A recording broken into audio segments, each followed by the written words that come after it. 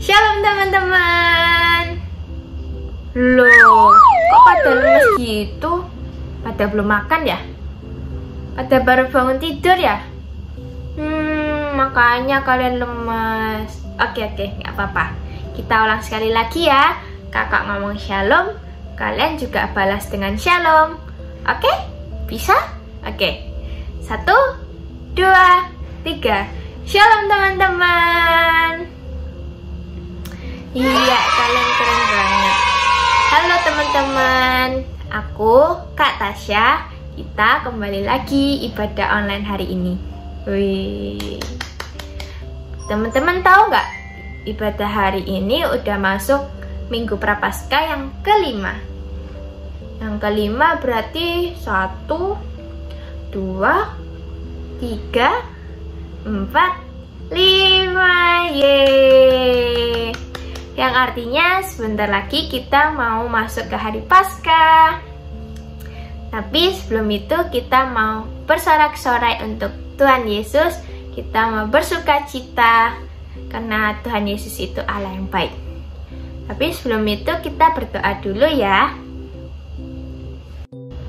Teman-teman, kita siapkan hati kita lipat tangan kita memejamkan mata kita. Kita berdoa, teman-teman bisa ikutin kata-kata kakak ya. Tuhan Yesus, terima kasih untuk semalam hingga pagi ini. Tuhan Yesus, sebentar lagi kami mau beribadah.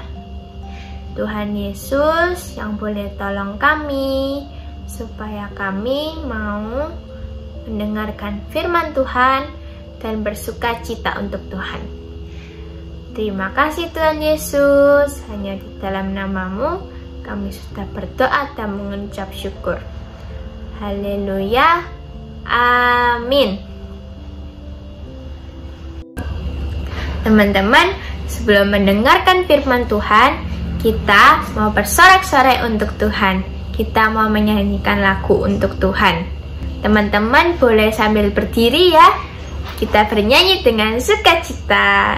Kita nyanyikan ya, kasih Yesus manis dan indah.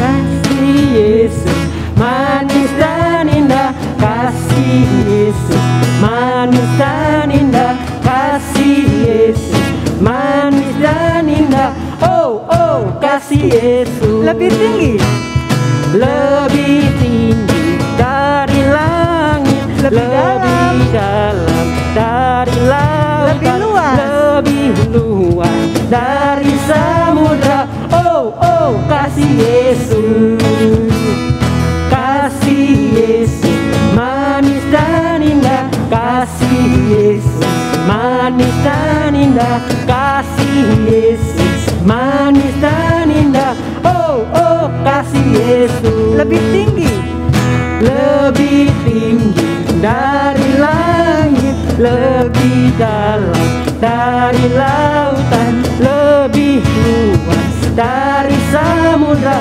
Oh, oh, kasih Yesus. Oh, oh, oh, oh, kasih Yesus. Sekali lagi. Oh, oh, kasih Yesus. Nah teman-teman, karena kita tadi sudah bernyanyi, kakak mau tanya sini sama kalian. Kalian ingat nggak apa itu Paskah?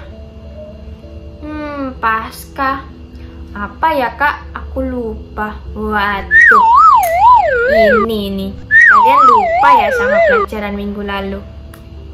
Ayo, Paskah itu apa? Gak apa-apa, kakak bantu ingetin ya. Paskah itu dimana hari Tuhan Yesus disalibkan untuk kita dan mati untuk kita. Loh, emang mati untuk apa kak? Loh, Tuhan Yesus mati untuk kita karena Tuhan Yesus sayang sama kita. Dia mau menebus dosa kita dengan mati di kayu salib. Nah, emang aku punya dosa ya kak? Siapa di sini suka bohong? Ayo. Siapa di sini suka males-malesan sekolah? Nah, itu juga termasuk bagian dari dosa teman-teman. Tapi karena Tuhan Yesus yang baik, kasihnya yang begitu besar untuk kita, Dia rela loh mati di kayu salib. Ayo kita sama-sama menyanyikan Yesus disalibkan karena cintanya. Teman-teman boleh bangkit berdiri lagi loh. Kita nyanyikan dengan bersorak-sorai karena Tuhan Yesus cinta banget sama kita.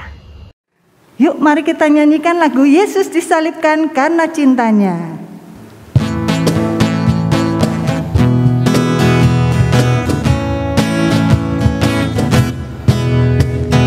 Yesus disalibkan karena cintanya kepadaku, kepadamu. Yesus disalibkan karena cintanya, dosa dihapuskan. Yesus disalibkan, Yesus disalibkan karena cintanya kepadaku, kepada siapa lagi? kepadamu. Yesus disalibkan karena cintanya, dosa dihapuskan. Sekali lagi, Yesus disalibkan karena cintanya kepadaku, kepadamu.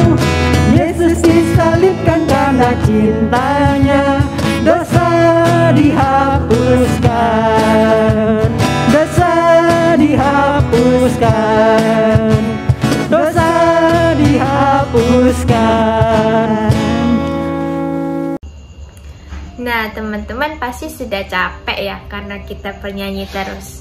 Oke, teman-teman boleh duduk manis, dilipat kakinya, karena kita sebentar lagi mau mendengarkan firman Tuhan. Firman Tuhan hari ini tentang Yesus ditangkap loh. Tuhan Yesus baik kok ditangkap? Loh kan penasaran kan? Makanya kalian tutup manis, kita sama-sama dengerin apa yang mau Tuhan omongin ke kita. Oke? Halo, selamat pagi teman-teman. Ketemu kembali di GKI Sulung Kids Ministry. Oke, hari ini sebelum kita masuk firman, kita mau berdoa dulu ya. Yuk, mari kita doa sama-sama. Tuhan, terima kasih Tuhan, Kau telah kumpulkan kami hari ini untuk mulai kebaktian Zoom ini Tuhan. Tuhan, kami teringat untuk teman-teman kami yang mungkin masih sakit atau mungkin ada pergumulan atau yang menghadapi ujian-ujian tes di sekolah. Kau tolong sertai Tuhan, berkati kami masing-masing Tuhan. Terima kasih Tuhan, siapkan hati kami dan telinga kami untuk mendengar firman-Mu. Dalam nama Yesus kami berdoa dan mengucap syukur. Amin. Nah, ini masih dalam masa Prapaskah. Dalam masa Prapaskah ini, sebelum Paskah, kita pasti sudah tahu cerita ini ya. Kita pasti sudah dengar semua cerita ini. Tapi sebelum masuk ke cerita, Kak Budi mau cerita dulu tentang seorang anak. Namanya adalah Adi. Adi ini adalah seorang yang rajin. Dia rajin belajar, kemudian dia selalu menuruti perintah orang tua, juga dia melakukan firman Tuhan. Itu yang terpenting ya. Jadi kalian, Adi ini adalah dia rajin ikut saat teduh, baca firman. Dan bukan hanya baca aja, tapi dia juga menerapkan firman itu dalam kehidupan di sekolahnya dan kehidupan dalam keluarganya. Nah, suatu ketika itu ada ulangan matematika. Nah, Adi ini termasuk yang ranking ya, juara dia di kelasnya. Jadi, Adi ini dapat nilai yang lumayan bagus, baik itu di pelajaran matematika, di pelajaran IPA, maupun di pelajaran sosial lainnya. Nah, pada saat ujian matematika dibagikan soalnya, teman-teman di sebelahnya Adi itu langsung, wah pusing semua. Kenapa kok pusing? Karena mereka nggak bisa kerjain soalnya. Nah, ini ada tentang rumusan mencari luasan segitiga dan lingkaran. Wah, pusing ya teman-temannya. Nah, akhirnya teman-temannya itu lihat loh, Adi kok lancar ya dia mengerjakan ujiannya itu. Kemudian Adi akhirnya ditanyain sama teman-temannya, Adi, tolong dong beritahu jawabannya soal nomor 2 dan 3. Nah, terus kemudian bagaimana sikap Adi? Nih gambarnya. Nah, Adi menolak untuk memberitahu jawabannya karena itu akan berarti kan mencontekin. Nah, itu melanggar firman Tuhan. Jadi kita tidak boleh contek, juga nggak boleh nyontekin. Nah, akhirnya Adi memilih untuk tidak memberitahu. Nah, begitu ujian selesai, teman-temannya itu langsung pada datengin Adi ya, kelompoknya itu. Kemudian teman-temannya marah. Adi, kenapa kamu tidak beritahu hasil jawabannya padahal kamu tahu dan kamu bisa mengerjakan soal itu? Jawabannya Adi adalah, ya maafkan teman, kalau waktu kalian tanya itu bukan pas ulangan, pasti sudah saya jawab. Lah, tadi masalahnya kalian tanyanya pada saat ulangan. Kalau ulangan kita nggak boleh beritahu. Nah, akhirnya singkat cerita Adi kemudian dijauhi dari pergaulan teman-temannya. Sedih nggak kalau dijauhi teman-temannya? Ada yang senang dijauhi teman-temannya? Nggak mungkin ya, pasti semuanya senang kalau bisa berteman. Nah, kalau ini dijauhi sama teman-temannya, pasti dia bersedih. Demikian pula juga dengan Adi. Tapi dia dalam doanya waktu malam hari di rumah, dia berdoa kepada Tuhan. Tuhan, hari ini aku dijauhi oleh teman-temanku, tetapi aku tetap berusaha melakukan dan taat akan kehendak-Mu. Nah, ceritanya sampai di sini. Jadi kalian harus taat terhadap kehendak siapa? Kehendak kita? No, tapi adalah kehendak Tuhan Yesus, kehendak Allah Bapa di surga. Nah, hari ini ceritanya tentang Tuhan Yesus sebelum dia disalib, diapakan dulu? Tuhan Yesus ditangkap. Wah, horor ya ceritanya hari ini ya, serem. Nah, cerita hari ini mengenai Tuhan Yesus ditangkap. Sebelum ditangkap, Tuhan Yesus itu berdoa di Taman Getsemani. Dia mengajak murid-muridnya. Nah, namun murid-muridnya yang tertidur ya, karena doanya pada saat malam hari menjelang subuh. Nah, kemudian Tuhan Yesus pada saat itu dia kan juga menjadi anak Allah yang juga turun menjadi manusia. Jadi dia juga mengalami apa? Ketakutan, kegetiran yang dialami juga oleh manusia. Bahkan oleh Injil Lukas ya diceritakan sampai Tuhan Yesus waktu berdoa itu dia memohon kepada Allah, kiranya biarlah cawan ini lalu daripadaku, namun biarlah kehendak-Mu yang terjadi. Jadi bukan kehendak Tuhan Yesus. Sebetulnya dalam hati Tuhan Yesus pengen kalau dia nggak ditangkap dan dia nggak harus menggantikan siapa? Menggantikan kita ini, menggantikan dosa manusia ini. Nah, namun Tuhan Yesus tetap mau turut dan mau taat akan kehendak Allah. Nah, jadi pada saat Tuhan Yesus berdoa di Taman Getsemani, kemudian datanglah rombongan. Siapa rombongan siapa? Ada yang tahu di sini? Rombongan Yudas Iskariot. Nah, sebelum Yudas datang bersama kumpulan tentara dan orang-orang Farisi itu, Yudas sudah bertransaksi dulu sama ketua imam-imam Farisi itu ya. Dia akan mencium sosok yang akan ditangkap. Siapa yang akan ditangkap? Ya, tidak lain tidak bukan adalah Tuhan Yesus sendiri. Tuhan Yesus takut gak sih kira-kira? Menurut teman-teman, waktu di Taman Getsemani, Tuhan Yesus apakah takut? Takut tentunya ya. Karena Tuhan Yesus pada saat itu juga sebagai manusia.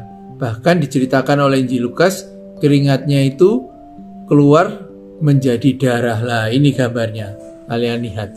Jadi dia berkeringat. Kalau kita takut kan biasanya kita berkeringat ya. Lah, berkeringatnya itu bukan keringat biasa yang warnanya putih seperti air.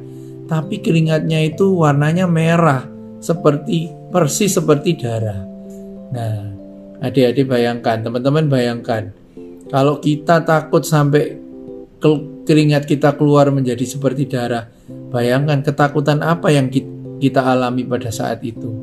Ya, karena ini menyangkut tentang nyawa. Jadi Tuhan Yesus akan memberikan nyawanya dengan cara disalib untuk menebus dosa-dosa Kak Budi, dosa kalian, dosa teman-teman yang lain, dosa seluruh umat manusia.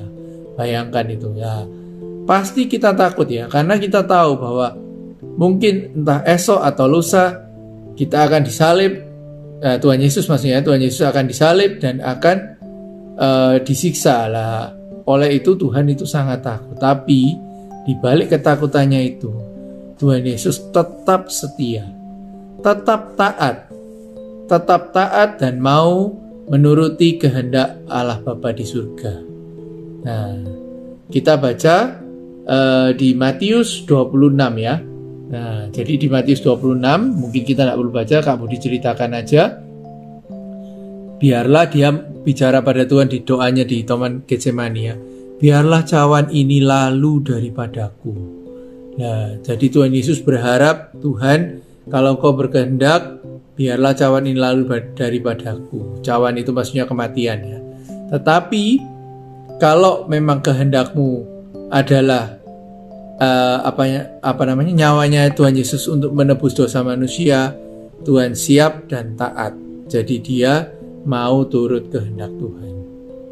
Nah, kemudian gerombolan Yudas itu datang dan Yudas mencium pipinya Tuhan Yesus. Ini tanda bahwa orang yang dicium ini adalah orang yang akan ditangkap. Kemudian para serdadu itu, tentara, segera membawa Tuhan Yesus. Kemudian tangannya diikat dan dia dibawa untuk diadili di depan Pontius Pilatus pada saat itu ya. Nah, ceritanya sampai di sini. Apa yang kalian dapatkan dari cerita Tuhan Yesus yang ditangkap pada hari ini? Nah, dia persis kayak cerita yang awal tadi ya, si Adi. Walaupun dia itu tahu bahwa konsekuensinya adalah maut. Dalam hal ini Tuhan Yesus itu konsekuensinya adalah mati. Jadi nyawanya sendiri itu direnggut daripadanya. Tapi Tuhan Yesus mau taat dan setia akan panggilannya. Yakni dia tetap turut, ditangkap dia tidak melawan. Kan dia itu sebenarnya Tuhan ya. Kalau mau melawan pasti bisa. Tapi Tuhan tidak mau melakukan itu. Tuhan mau turut setiap perkataan dan kehendak dari Allah Bapa. Oleh itu dia merelakan dirinya untuk ditangkap, kemudian nanti diadili, dan pada akhirnya karya penebusannya adalah disalibkan, mati, dan dia akan menebus dosa seluruh umat manusia, yakni kita semua. Nah, Kak Budi harap ketaatan kalian dapat dilakukan dalam tindakan nyata. Apa itu Kak tindakan nyata? Nah, taat dalam melakukan kehendak orang tua. Jadi kalau orang tua itu menyuruh pasti untuk kebaikan ya. Jadi kalian juga harus mau dengar perintahnya orang tua. Juga kalian juga harus baca firman saat teduh. Nah, tiap hari kan ada renungan harian anak yang dibawakan oleh Kak Indra. Nah, kalian dengerin tuh di YouTube. Nah, kalau ada ayatnya, kalian highlight pakai stabilo ya di Alkitab kalian, atau kalau Alkitabnya gadget ya nanti di save di halaman yang kalian pengen tahu ayatnya itu lebih dalam dan diingat-ingat, kalian highlight, kemudian kalian simpan di HP kalian. Jadi nanti kalau mau buka ayat ini tinggal buka yang hasil save-save-nya file tadi ya. Nah, jadi selain belajar taat mau dengar perintah orang tua, taat pada guru di sekolah, saat teduh jangan lupa ya, ini paling penting. Kemudian juga kalian harus melakukan kehendak Tuhan. Jadi seperti Adi tadi, walaupun kadang-kadang konsekuensinya itu nggak enak, dijauhi teman, mungkin dibully karena dianggap mungkin sok suci. Nah, tapi itu bagian dari kehidupan kita. Karena Tuhan Yesus sendiri juga mau ambil bagian itu, yaitu dengan ditangkap, bahkan dianiaya, sampai disalibkan dan mati. Nah, nanti untuk cerita selanjutnya akan masih tentang Prapaskah. Kalian proyeknya nanti bikin ini ya, saat teduhnya di submit di grup yang kelas 5-6. Kalian nanti kumpulkan di situ. Ketaatan yang sudah kalian lakukan selama seminggu, 2 minggu, 3 minggu, bahkan sampai sebulan dalam musim Prapaskah sampai Paskah ini, Paskah nanti. Nah, ayat hafalannya kita ambil dari Matius 26 ayat 39b. Nah, ini Kak Budi baca ya. Matius 26 ayat 39b.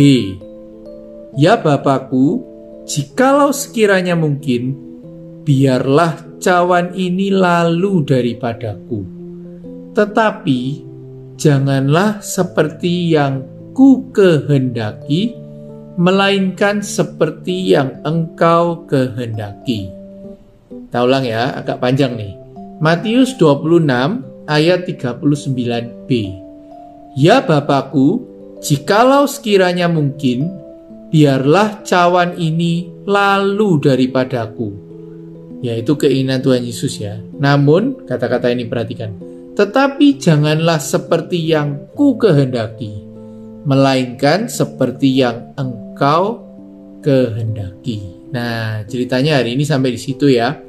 Jadi kalian tolong lakukan proyek ketaatan kalian, baik dalam saat teduh, baik dalam melakukan perintah orang tua. Kalau disuruh orang tua, jangan bantah-bantah dulu. Nah, kalau disuruh bantu cuci piring, nah Mungkin kalau sekarang nggak ada pembantu, nah kalian bantu cuci piring orang tua. Disuruh nebahin kasur, nah itu juga kalian juga mau bantu orang tua. Oke, Oke, ceritanya sampai di sini dulu hari ini. Mari kita berdoa sebelum kita kembali ke dalam pergumulan kehidupan kita masing-masing. Tuhan Yesus Allah Bapa di surga, terima kasih Tuhan, hari ini Kau telah ingatkan kami tentang suatu karya penebusan-Mu dan ketaatan-Mu akan kehendak Tuhan. Walaupun Kau tahu Engkau akan disalib, dianiaya, namun Engkau tetap mengerjakan proyek ketaatan itu dan setia sampai akhir, bahkan Engkau rela mengorbankan nyawa-Mu untuk menebus dosa kami semua. Tuhan, terima kasih Tuhan untuk kasih setia-Mu. Terima kasih untuk penyertaan-Mu pada kami Tuhan. Juga kiranya Kau tolong berikan kepada kami hati yang mau taat seperti hamba, juga hati yang mau turut kehendak-Mu Tuhan. Baik dalam melakukan sate saat teduh, dalam menaati perintah orang tua kami, dalam menaati perintah guru kami, dan juga dalam mengerjakan tugas-tugas dan belajar mengajar kami di sekolah. Tuhan, kami tahu Tuhan, selagi ini masa pandemi, tapi Engkau tetap sertai kami, Kau berikan kesehatan kepada kami, dan kami sangat bersyukur untuk kesehatan yang sudah Engkau berikan pada kami. Terima kasih Tuhan, kami serahkan doa ini ke dalam nama-Mu Tuhan. Dalam nama Yesus kami sudah berdoa dan mengucap syukur. Amin. Oke, jangan lupa ditunggu proyek ketaatannya ya. Thank you, goodbye, Tuhan memberkati.